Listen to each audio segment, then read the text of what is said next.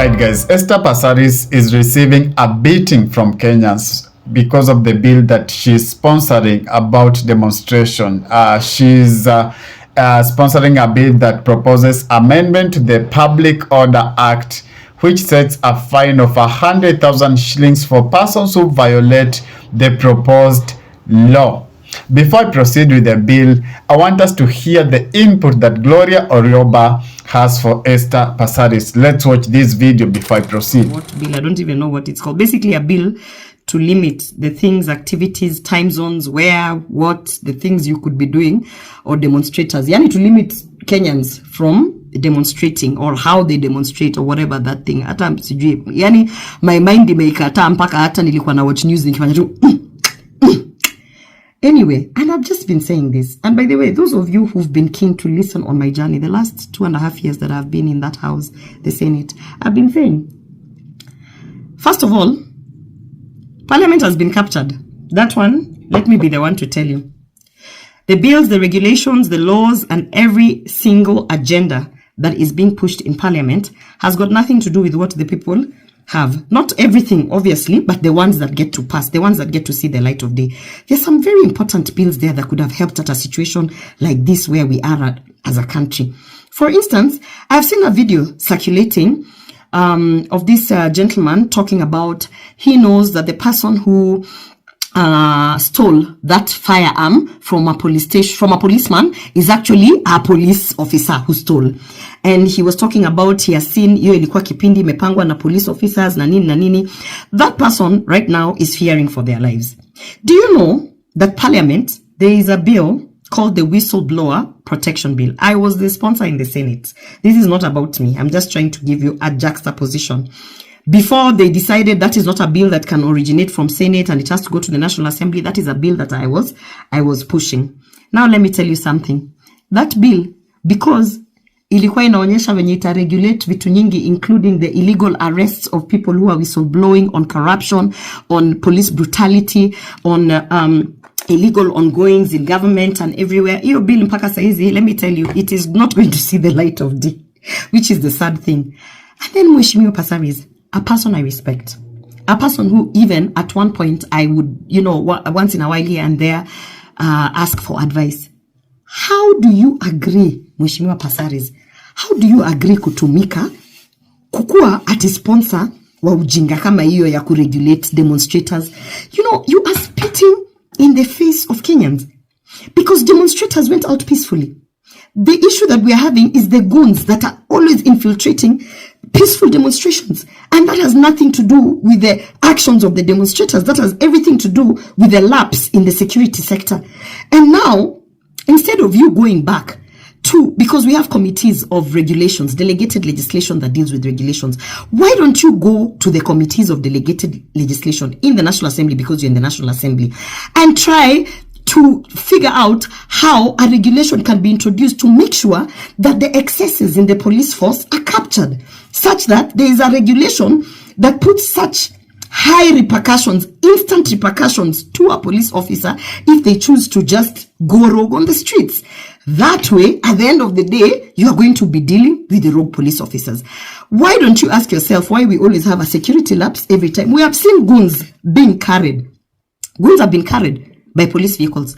Mheshimiwa Passaris, why don't you actually look for a bill that is going to make sure that the police can never, the consequences of the police colluding with any other forces, like all this militia and whatever, are so dire that even the police officer who's being told to endesha hiyo gari upeleke hao watu hapa will not dare. You know what I mean?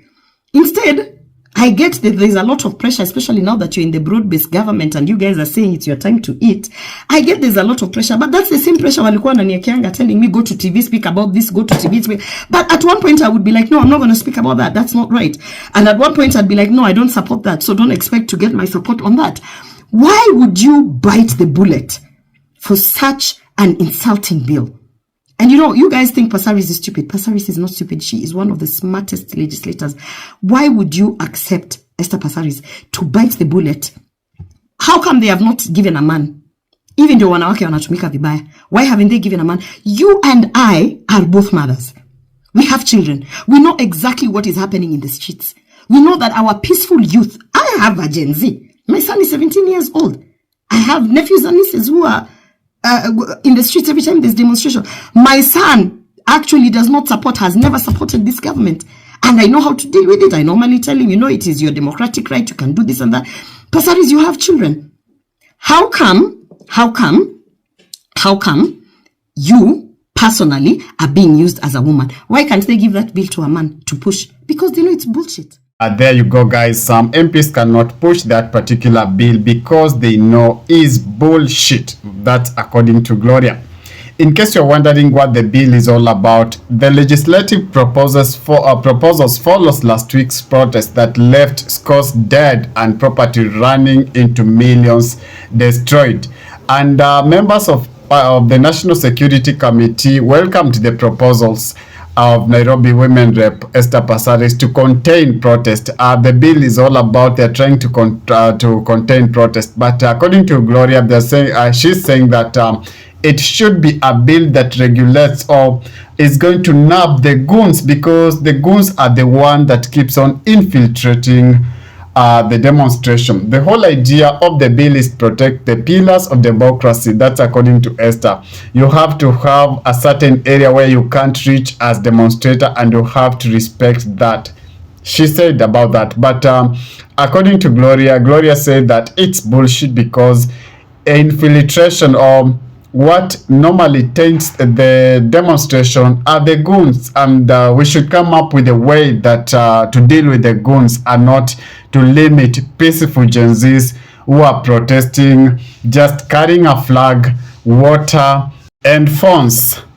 They carry only the three things for demonstration, but the goons infiltrate and destroys people's property. So I agree with Gloria Orioba. There should be a candid conversation around the bill, but the bill should focus on regulating the goons. The goons, we should make a punishment for the goons that infiltrate peaceful demonstration to be so painful.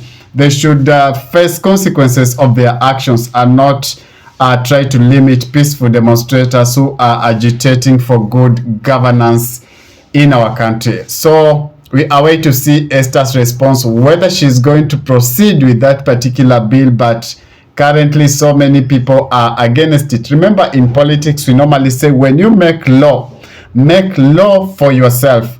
Make law as you consider yourself that it's going to turn around and also harm you. Maybe in future, Esther Passaris would also want to be in street for demonstration, and she will find that the bill that she's proposing could somehow pinch her or have an impact on her. So let's have sobriety when we are making laws. If it is your first time on my channel, guys, before you sign out, could you kindly just spare a moment of your time and hit that subscription button and put on a notification bell as well, so that when I do subsequent videos, you'll not miss out. Adios.